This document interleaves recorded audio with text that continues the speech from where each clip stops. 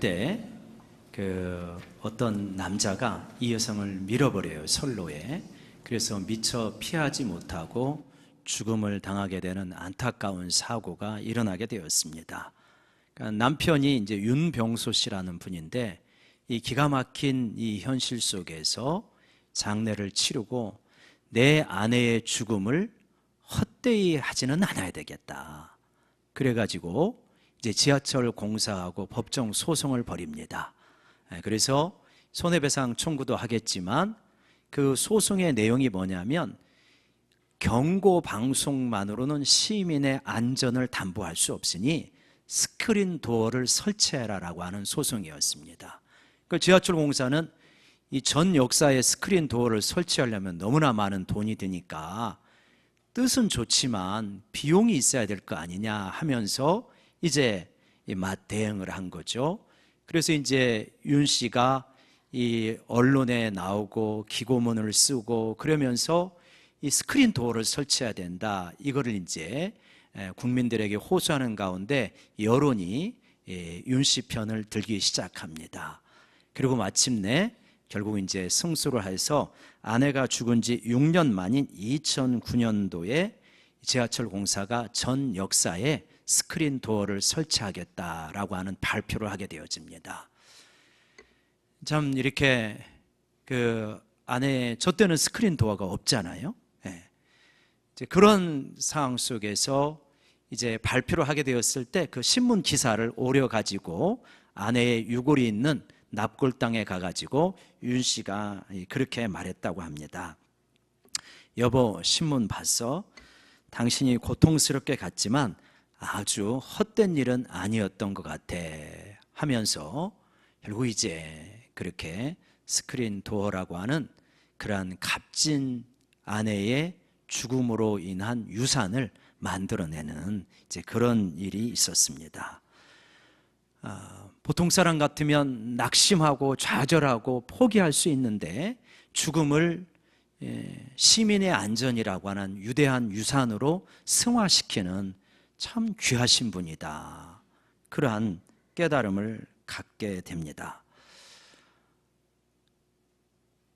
우리는 이렇게 자녀들에게 유산을 물려주기를 원하는데, 이 유산을 물려주는 것도 중요하지만 받는 사람도 참 중요하구나 하는 것을 깨닫게 되어지는 거죠. 아내가 죽음이라고 하는 그러한 비참한 상황인데 이거를 엄청난 유산으로 바꿔버리지 않습니까?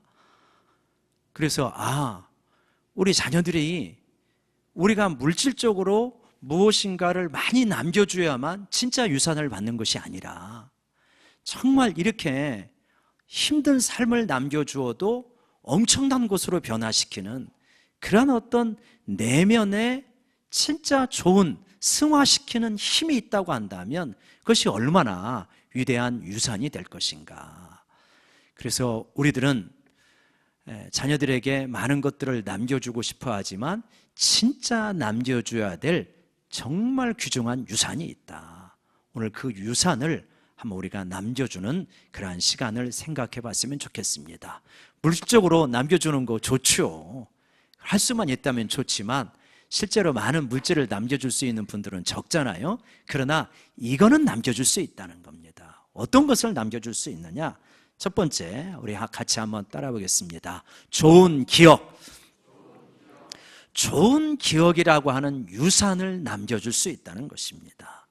우리들은 기억을 먹고 살아가는 존재입니다. 그 마음속에, 머릿속에 어떤 이야기가 있느냐가 그 사람의 인생의 색깔을 좌우합니다. 만약에 부모님이 늘 싸우는 부모님이었다라고 한다면 좋은 기억이 없잖아요. 그러니까 이 세상을 굉장히 힘겹게 살아갈 것은 당연한 이야기입니다. 그런데 부모님이 어려서부터 아이를 지극하게 사랑하고 많은 관심을 가지고 돌봤다 하면 좋은 이야기가 마음속에 많이 있기 때문에 긍정적이고 밝게 살아갈 것은 당연한 거죠. 그래서 전문가들은 이거를 뭐라고 그러냐면 기본적 신뢰라고 말합니다. 베이직 트러스트라고 말하죠. 그러니까 이 사회가 이렇게 살아갈 만한 곳이다 라고 하는 생각을 가지고 있는 거예요. 근데 어떤 사람들은 살아갈 만한 곳이라고 생각을 못해요. 늘 의심을 하는 거예요. 의심을 하니까 좋은 인간관계를 맺을 수가 없는 거죠. 의심하고 있는데 어떻게 좋은 인간관계를 맺겠어요? 제가 예전에 한번 말씀드렸잖아요. 저희 친구 목사님 아버님이 형사인데 이제 친구 목사님이 교회를 개척했어요. 그래서 이 아버지를 만나면 이 아버지가 늘 그러는 거예요. 야 임마 조심해. 니네 성도들 다 사기꾼이야. 그러는 거예요. 그래서 이제 이 아들 목사가 아니 교회를 개척했는데 너희 성도들이 사기꾼이라고 하니 듣기 좋겠어요. 그래서 아버지 안 그래요. 아니야 임마 네가 몰라서 그러는 거예요. 다 사기꾼이야. 근데 임마 너 조심해. 너도 사기꾼이야 임마. 그렇게 말을 하니까 아버지하고 이야기만 했다면 상처를 받는 거예요. 그래서 왜 그러냐 그렇게 이야기하는 것이 뭐냐면 이분은 뭐냐면 평생 사기꾼 잡는 형사예요. 형사. 그러니까 사람만 보면은 그런 경험이 많았기 때문에 전부 이렇게 사기꾼이로 보이는 거예요. 그런 분이 어떻게 다른 사람들과 인격적인 좋은 관계를 맺겠습니까? 맺기가 어렵죠. 굉장히 어떻게 보면은 꼭 필요한 직업이긴 하지만 자신을 잘못 지키면 이렇게 되어질 수 있는 거죠. 그런데 아이들은 어른도 그런 경향이 있을 수 있는데 아이들은 더 그런 거죠. 세상이 아직 어떤 건지 전혀 몰라요. 아이들이 이제 세상과 관계를 맺어가는데 세상의 대표 주자가 부모님이란 말이에요. 부모님이 적절한 돌봄을 주고 안정감을 주고 이렇게 그 사랑과 공의로 잘 키워주면 아, 세상은 살만한 곳이고 내가 열심히 노력하면 이 세상은 나에게 보상을 하는구나. 이런 거를 무의식적인 전제로 갖게 되어져요. 근데 부모님이 늘 변덕스럽고 예측 불가능하고 어떨 때는 엄청나게 사랑을 주었다가 어떨 때는 너무나 냉랭하면 도대체 사회를 불안해서 제대로 볼 수가 없는 거예요. 그러면 어떻게 되어지느냐? 당장 재밌는 것부터 먼저 하게 되어 있어요. 마시멜로의 이야기가 우리가 오래전에 이제 히트를 한 적이 있잖아요. 마시멜로를 일정 시간 참으면 2개를 주겠다. 근데 어떤 아이는 못 참는 거예요. 어떤 아이는 참아서 2개를 받는 거예요. 그럼 나중에 지나고 보니까 참았던 아이들은 굉장히 성공을 하고 못 참고 먼저 먹는 아이들은 그 성공적인 인생을 살아가지 못하더라. 그래서 이제 표면적으로 깨닫는 진리는 뭐냐면 절제할 수 있을 때 그럴 때 사회적으로 성공한다라고 말하지만 그럼 절제 근거는 뭐냐는 거예요. 그 어린아이가 절제할 수 있는 힘은 어디서 나오는 거냐? 어디서 나오는 겁니까? 내가 절제하고 나면 분명히 좋은 보상이 온다는 경험이 있는 거예요. 그 안에 그런 이야기가 있는 거예요. 자기 안에. 근데 절제하지 못하는 아이는 부모가 변덕스러워서 그랬는지 여러 가지 요인이 있겠지만 절제해도 보상이 안 오더라. 절제해도 보상이 안 오면 당장 먹어야죠. 보상이 없는데.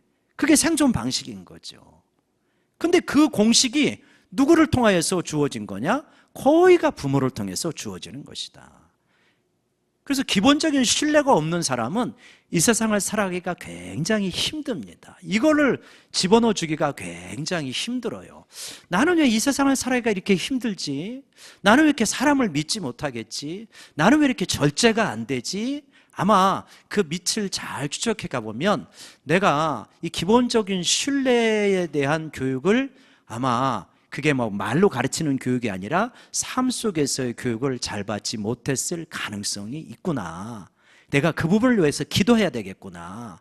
그래서 이 세상에 대해서 신뢰를 못하지만 하나님을 믿고 내가 신뢰를 회복해야 되겠구나. 이런 깨달음이 필요하지 않을까 싶습니다. 그만큼 부모님이 자녀들의 행복을 좌우하는 그런 부분이 많은 거죠. 그래서 자녀들에게 아무튼 대부분의 전문가들이 말하는 것은 뭐냐면 자녀들이 기본적인 베이직 트러스트를 가지고 자라날 수 있도록 하는 거 너무 중요하다는 거예요. 저는 이번에 랑간에 가서 교회 헌당 예배에 참석하고 오지 않았습니까? 그래서 이제 그 랑간에 있는 랑간이라고 하는 필리핀 이 근교에 있는 지역은 진짜 도시 빈민들이 사는 곳이에요. 굉장히 가난한 곳입니다. 어느 정도 가난하냐면 여름 성경학교 2박 3일 동안의 여름 성경학교 등록 비용이 460원 정도 돼요. 460원. 근데 그거를 안 내고 오는 거예요. 그리고 어떤 아이들은 못 내고 오는 거예요. 정말 460원이 없는 삶, 참 기가 막히잖아요. 비가 오면 이 지붕에서 물이 새는 거예요. 그래서 아이들이 교회 와서 자려고 하는 거예요. 교회는 물은 안 새니까.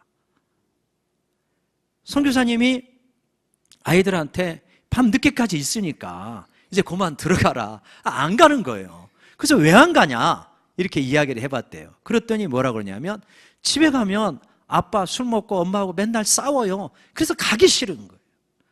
그런 삶을 살아가는 그 아이들에게 거기 이제 란간에 이 교회가 세워지니까 저희는 너무 이것이 감격스럽더라고요. 정말 가정에서는 좋은 이야기가 없는데, 가정에서는 참 안 좋은 이야기가 많은데 선교사님을 통해서 좋은 이야기가 이 아이들의 마음속에 이게 심어지고 있구나 이런 생각을 하니까 너무 위로가 되고, 이 가운데 틀림없이 믿음으로 사는 좋은 아이들이 나오겠구나 이런 기대가 되어지는 거예요. 선교사님이 그 지역을 돌보면서 교회의 캐치프레이즈, 목표 이런 거를 3가지로 정했대요. 그건 뭐냐면 이런 거랍니다. 가난해도 정직할 수 있다. 그러니까 가난하기 때문에 부정직하다고 생각을 하니까 그렇게 정하신 거잖아요. 가난해도 정직할 수 있다. 두 번째로 가난해도 청결할 수 있다. 깨끗할 수 있다. 아이들이 손 씻는 거 뭐 이런 걸 너무 안 하는 거예요. 그러니까 애들이 오면 교회 오자마자 손부터 씻고 예배를 드리도록. 가난해도 청결할 수 있다. 그리고 가난해도 남을 도울 수 있다. 이러한 이 캐치프레이즈 목표를 가지고 아이들을 양육하고 있더라고요. 많이 위로를 받았습니다. 아이들에게 좋은 이야기들을 많이 심어주는구나. 여러분, 우리 교회가 우리 성도님들에게 좋은 이야기가 되기를 간절히 바랍니다. 특별히 우리 아이들에게 우리 교회가 좋은 이야기가 되었으면 좋겠어요. 아이들이 자라면서 내가 영광교회 다닐 때 행복했는데, 영광교회 다닐 때 참 사랑을 많이 받았는데, 내가 영광교회 다닐 때 신앙생활을 행복하게 했는데, 이게 사실 우리 모두가 원하는 거잖아요. 특별히 우리 자녀들이 우리 부모님을 생각하면서, 우리 가정을 생각하면서 우리 가족에서 좋은 기억들이 많은 거 얼마나 큰 자산이고 유산이겠습니까? 그러한 좋은 기억을 많이 유산으로 남겨줄 수 있기를 간절히 바랍니다. 두 번째로 우리 자녀들에게 꼭 남겨줘야 되는 것은 뭐냐면 이것입니다. 한번 외쳐봅시다. 좋은 습관. 이 그냥 우리들이 천성이 좋으면 참 좋겠어요. 잘 교육을 받고 자라가지고 천성이 좋으면 더 이상 바랄 게 어디가 있겠어요. 근데 이제 아마 여러분도 느끼고 우리 대부분의 분들이 느끼는데, 참 나는 왜 그릇이 작을까? 이런 생각들을 하실 거예요. 어디서 뭔가 한 이야기를 들으면은 이렇게 툴 털어버리는 게 아니라 엄청 끌어안고 낑낑대면서 힘겨워해요. 마음이 자주 무너져요. 그릇이 좀 컸으면 좋겠다 싶은데 그릇이 작아요. 위로가 되는 것은, 위로가 되는지 모르겠지만 위로를 삼는 것은 뭐냐면, 아, 나만 그러는 게 아니라 많은 사람이 그러는구나, 이걸 이제 우리가 볼 수 있죠. 근데 그릇은 사실은 이제 설교를 듣는 우리 여기 있는 뭐 한두 명 있는 중고등부생 정도가 제외하고는 거의 우리의 그릇은 이미 형성되었다고 봐야 됩니다. 이 그릇을 어떻게 잘 관리하느냐의 문제이지 그릇을 넓히기는 좀 쉽지는 않은 것 같아요. 이미 그릇은 만들어져 있어요. 이 그릇에 안 좋은 것을 담지 말고 깨끗한 것을 담고, 또 빨리 지저분한 것들은 청소해야 그래도 좀 잘 쓸 수가 있는 거죠. 근데 그릇이 조금 그렇게 크지 않아도 이 그릇 속에서 이 그릇을 잘 관리를 하면 그 그릇만큼은 살 수가 있습니다. 대부분 그릇만큼도 못 살거든요. 그 그릇을 잘 관리하려면 뭐냐? 좋은 습관을 가지고 키워나가면 그릇을 잘 관리할 수가 있는데, 우리가 한 몇 가지 정도, 한 3가지 정도 이렇게 이런 습관을 꼭 좀 우리가 유산으로 남겨줬으면 좋겠다. 첫 번째로 뭐냐면, 예배와 교회를 소중히 여기게 하는 습관. 한번 따라합시다. 예배와 교회를 소중히 여기자. 여러분, 예배를 소중히 여기면 잘못되기 진짜 어렵습니다.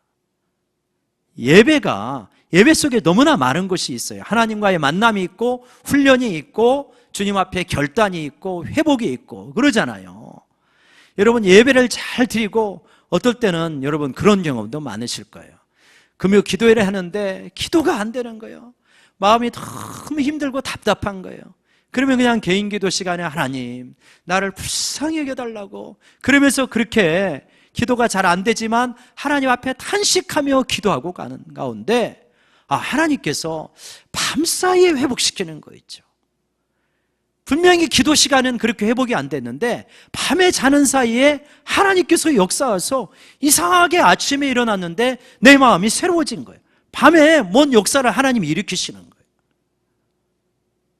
그러니까 마음이 힘들고 어려우시면 더 예배를 드리셔야 돼요. 그 예배를 정말 소중히 여기고, 내 기분 따라 감정 따라서 예배를 드리는 게 아니라 정말 하나님과의 약속을 따라서 예배를 소중히 여기시고 드리시게 되면 신앙이 일정한 단계 이상 완전히 바닥을 치지 않아요. 근데 여러분, 우리의 신앙의 상태와 감정을 따라서 예배를 선택해서 드리시면 정말 회복이 어렵습니다. 굉장히 더뎌요. 그리고 굉장히 더딘 만큼 고통스러운 거예요. 그래서 뭐 해야 되냐? 그냥 하나를 굳건하게 붙잡아야 돼요.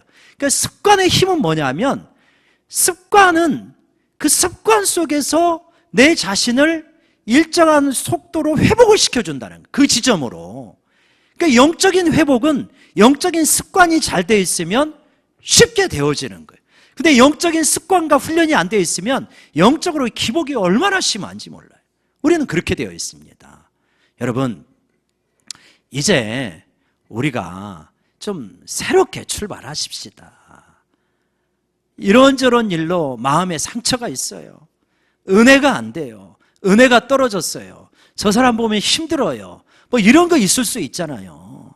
언제까지 그런데 그냥 주저앉아 있을 거냐고요. 언제까지 하나님이 내 마음을 회복시켜 줄 때까지 나는 예배 안 드려, 나 기도 안 해, 하나님이 은혜를 줘야만 내가 예배 드리고 기도할 거야, 이렇게 하면 되겠냐고요.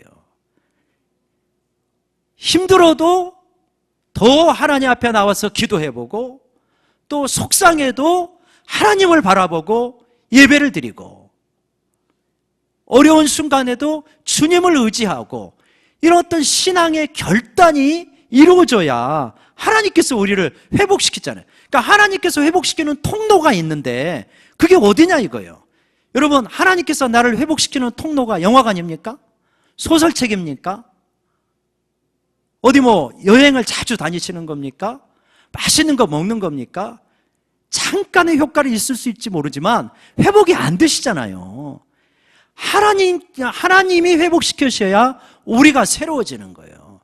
저는 이제 우리 영광교회가 이제 그 지난날에 속상함과 또 아픔과 상처와 이런 것들을 이제는 좀 다 털어버리고 믿음으로 결단하며 새롭게 출발할 수 있기를 간절히 축원합니다. 하나님이 그걸 기뻐하셔요. 하나님이 얼마나 안타까워하시겠냐고. 사랑하는 아들아, 딸아, 이제 일어서야지. 언제까지 그렇게 주저앉아 있을래? 언제까지 그렇게 기도 안 하고, 언제까지 그렇게 볼멘 마음으로 살아갈래? 나는 너를 사랑하고 너를 기다리고 있다. 네가 좀 나와라 내 앞에. 그게 하나님의 마음 아니시겠습니까?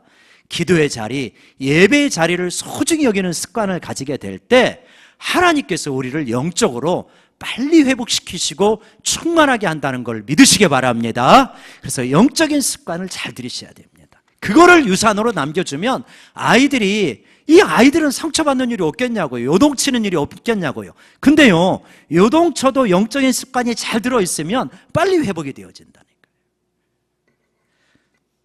디모데도 그런 사람이죠. 외조모 로이스하고 어머니를 통하여서, 어머니 유니게를 통하여서 그 아주 깨끗한 신앙의 마음을 가지고 있지 않습니까? 그래서 사도 바울이 마지막 순간에도 그렇게 보기를 원하고, 얼마나 신앙이 아름다우면, 그러니까 어렸을 때부터 할머니, 어머니로부터 좋은 신앙의 습관을 길들여 온 거죠. 그래서 이렇게 아름다운 믿음의 사람으로 자랄 수 있지 않습니까?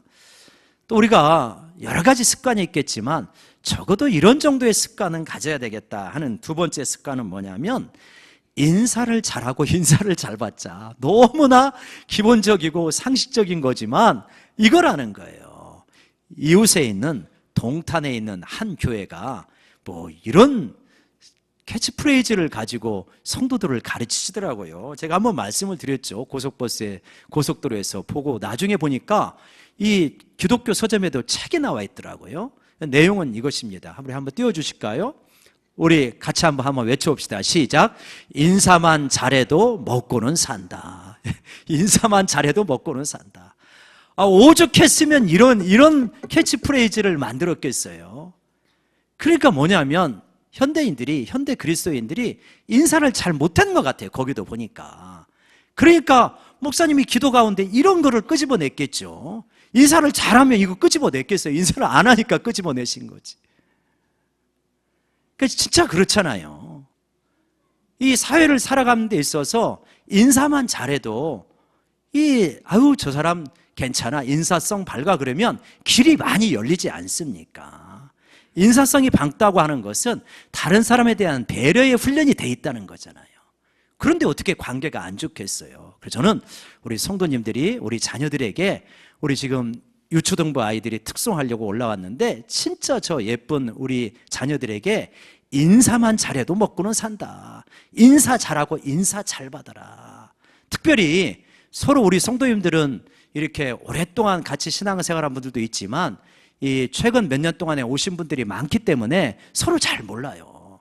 서로 잘 모르니까 막 먼저 다가가서 인사하기가 쑥스럽고 힘들고 그러시더라도 엘리베이터나 복도에서 보면 인사를 좀 잘 할 수 있는, 그리고 인사하면은 좀 성의 있게 받고 또 이렇게 잘 받을 수 있는 그러한 또 공동체를 만들어 가기를 소망합시다. 우리 옆 사람 바라면서 격려합시다. 앞으로 인사 잘하겠습니다. 시작. 앞으로 인사 잘하겠습니다. 한 번 더요. 앞으로 인사 잘 받겠습니다. 아유, 그냥 주일 오전에 이런 설교를 해야 되다니. 이게 진짜 이러면 이거는 좀 빨리 넘어서야죠, 우리가. 마지막으로 습관 가운데 이런 습관이 좀 있어야 된다. 뭐냐? 일하고 공부하자. 한번 외쳐봅시다. 일하고 공부하자. 너무나 당연한 거지만 일하고 공부하는 습관을 우리 자녀들에게 유산으로 물려줘야 돼. 아니, 일 좋아하는 애들은요, 돈 안 물려줘도 잘 삽니다. 당연하지 않겠어요? 돈 아무리 물려줘도 놀기 좋아하는 애들은요, 금방 까먹어요. 당연한 거잖아요. 공부하기를 좋아하게 만들어 놓으면 애가 잘 성숙하게 자라게 돼 있어요. 공부하기를 싫어하면은, 아니 뭐 돈 물려줘도 지혜가 없어갖고 까먹을 거 아니에요. 제가 이번에 랑깐에 가면서 이 비행기를 타고 가는데, 비행기를 타고 가고 이제 숙소에 있고 뭐 큰 사역은 없고 축사만 이제 하는 과정이기 때문에 뭔 책을 가져갈까 하다가 책을 이제 한 권 가지고 가면 좀 아쉬울 것 같고, 두 권 가지고 가자니 조금 서운할 것 같고, 그래서 이제 책을 3권을 가지고 가방을 싸가지고 갔어요.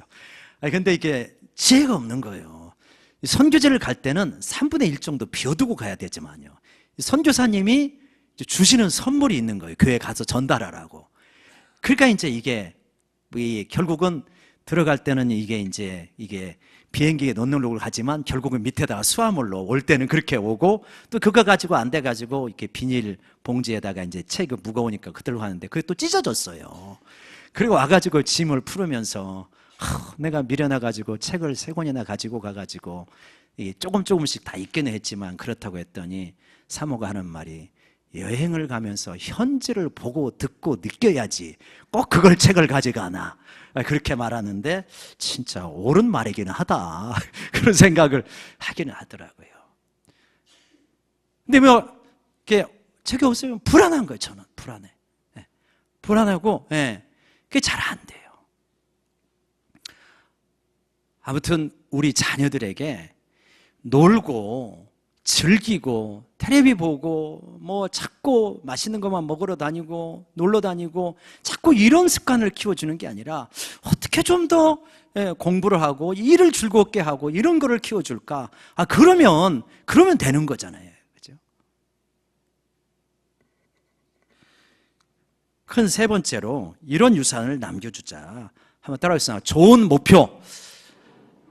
좋은 목표라고 하는 유산을 남겨주면 좋을 것 같아요. 우리 세상에 대부분의 사람들의 목표는 이 땅에서 그냥 잘 먹고 잘 사는 건데, 우리 그리스도인들은 좀 그거는 넘어서야 되겠다. 못 먹고 못 살자라고 하는 것이 아니라 그거를 넘어서서 하나님 나라에서 어떻게 하나님 나라를 좀 잘 섬기고 하나님을 사랑하고 이웃을 사랑하고 그런 것을 좀 생각해 볼 수 있을까? 우리도 세상 사람들처럼 그저 그냥 나하고 우리 가족이 그냥 안정되게 잘 사는 게 목표라면, 예수님의 목표, 제자들의 목표, 사도 바울의 목표, 수많은 선지자들의 목표를 생각하면 그거는 좀 넘어서지 않습니까? 그래서 좀 목표를 좀 더 고상하게, 좀 더 높게 키워갈 수 있도록 좀 도전하고, 그런 부분들이 우리에게 필요하다. 생존 경쟁이 워낙 치열한 한국 사회이지만, 그러나 그런 목표를 가지고 있다고 해서 못 삽니까? 전혀 그렇지 않잖아요. 오히려 진짜 참다운 행복을 추구하게 되어지죠. 저는 두 분의 이야기를 하면서 말씀을 마무리하고자 합니다. 최근에 우리 집사님들이 그 아픈 만큼 사랑한다 박누가 선교사님의 이 영화를 봤는데, 저는 그때 교회 사정이 있어서 못 보고 너무 보고 싶은데 잘 안 돼가지고 이 유튜브에 인간극장인가 그런 걸로 나와 있더라고요. 그래서 이제 그거를 보면서 참 감동을 받았어요. 참 감동을 받고 도전을 받았는데, 필리핀에서 이렇게 선교를 하면서 여기서 두 번째 암 수술을 하고 항암 치료를 하면서 너무나 그렇게 힘든 상황에서도, 그러면서도 또 필리핀에 가가지고 선교하시려고 또 가더라고요. 뭐 비행기 타면은 암 환자가 항암 치료받고 비행기 타는 거는 안 되잖아요. 근데 그냥 그렇게 가가지고 또 선교하겠다고 이제 그러는 거예요. 얼마나 앙상합니까? 근데 주변에 있는 사람들이 못 말린다는 거예요. 도대체 못 말린다. 몸이나 좀 회복하고 가야 되는데 저렇게 항암 주사를 맞고 나서 그냥 하루 이틀 만에 또 이 비행기 타고 간다니 이게 말이 되냐. 그런데 이제 그분이 그래요. 왜 그렇게 오냐 그랬더니 여기가 좋고 여기서 결국은 소천을 해야지, 내가 병상이나 한국에서 소천하면 의미가 뭐가 있느냐. 그러면서 그렇게 복음을 위하여서 헌신적인 삶을 살다가 소천하셨죠, 작년에. 그래서 그걸 보는 한 분이 그래요. 참, 우리네 인생은 보통 지지부진하게 살다가 끝나는데 저렇게 그냥 그 자신의 모든 것을 다 바치고, 어차피 죽는 인생 다 바치고 살아가는 죽음이 참 아름답다. 저렇게 죽고 싶다. 아마 우리 모두의 마음이지 않을까요? 지지부진한 인생을 그냥 지지고 볶고 지지부진하고 너무 작은 것들에 그냥 마음 다 쏟다가 에너지 탕진하다가 결국 그렇게 죽어가는 인생이 살 건가? 아니면 어차피 주님 앞에서 때가 되면 죽을 텐데 정말 좀 주님 앞에 우리의 모든 것을 좀 드리고 그리고 죽을 것인가? 이 자녀들에게 그런 어떤 인생의 선택을 잘 할 수 있도록 그런 걸 우리가 같이 우리 자신도 그렇고 자녀도 그렇고 남겨줘야 되지 않겠는가? 이면수 목사라는 분이 계시죠? 캐나다에서 목회하신, 북한 선교 열심히 하고 북한에 한 150번인가 넘게 들락거리시고, 그리고 북한에 이 많은 이 가난하고 굶고 그런 사람들을 돌보려고 모금해서 전달한 액수가 550억 정도 된다 그러죠. 근데 미국 가서 설교 한번 잘못해가지고 붙잡혀가지고 처음엔 사형 선고, 두 번째는 종신, 노동형 이렇게 받았던 분이 임현수 목사님이시지 않습니까? 그래서 이제 종신 노동형 받고 그리고 하루에 8시간씩 중노동을 하면서 이렇게 감옥 생활을 했던 분이 임현수 목사님이신데, 근데 이분이 나와서 간증하는데 참 담담하게 하시더라고요. 뭐 그렇게 자극도 안 하고 자기 자신을 과시도 안 하고 그냥 담담하게 이야기해서 아유 참 큰 나무다, 이런 영적 감동이 있더라고요. 인상적이더라고요. 이분의 간증 가운데 뭐라 그러냐면 자기가 이제 목회를 해가지고 교회가 큰 교회가 됐더라고요. 몇천 명 모이는 큰 교회가 됐는데 목회를 30년 가까이 하니까 이게 매너리즘에 빠져가지고 그래서 너무 힘들더래요. 그래서 늘 가고 싶은 게 수도원이었대요. 수도원에 갔으면 좋겠다. 근데 뭐 수도원 가기가 쉽지 않죠. 북한 선교 열심히 하고 교회는 크고 그러니까. 그런데 나중에 그 감옥에서 하루에 8시간씩 중노동하면서 보니까 수도원이 여기더래요. 그렇게 수도원 가기를 원했는데 하나님이 감옥이란 북한 감옥 수도원으로 보내주셨구나. 공통점이 많답니다. 옷도 한 벌로만 입고 먹는 것도 굉장히 단촐하고 그리고 강제적인 규율이 있고 내 마음대로 하지 못하고 이런 거래요. 차이가 감옥과 수도원은 굉장히 외적인 조건이 비슷한데 하나만 다르다고 합니다. 감옥은 불만이 많고 수도원은 감사가 많고. 그래서 이게 수도원이구나 그러면서 굉장히 한 31개월을 투옥됐는데 시간을 하나도 헛되이 보내지 않았다고 그러더라고요. 대단한 거죠. 어떻게 헛되이 보지 않았습니까? 그랬더니 그 31개월 동안 계속해서 성경 암송하고 그러면서 강의한 설교안을 700개를 머릿속으로 외웠대요. 정리했대요. 그게 일상 속에서는 안 되고 수도원과 같은 감옥 생활, 그러니까 이게 계속 꽃갱이질을 해도 머리는 그거를 늘 만들고 외우고 기도하고 그러는 거예요. 그러면서 31개월을 하나도 허투루 보내지 않고 좋은 영성 훈련의 기간이었고 너무나 은혜를 많이 받은 시간이었다.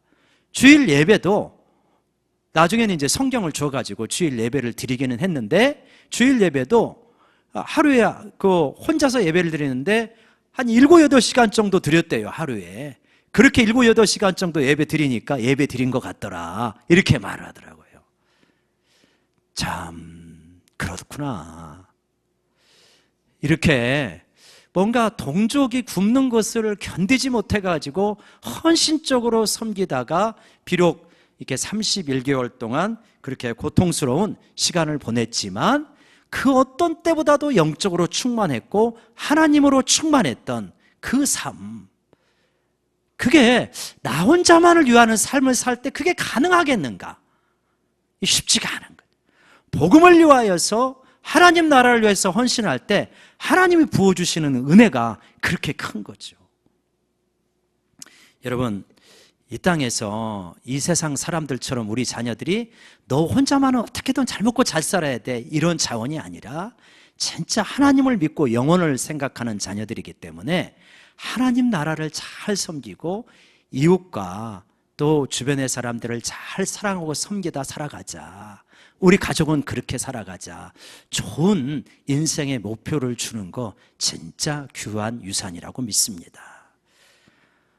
우리 자녀들을 생각할 때 많은 것을 남겨주고 싶잖아요. 세상 살기가 힘드니까 할 수만 있다면 집에라도 한 채 분명하게 좀 주고 싶고 그런 분들이 대부분이지 않겠습니까?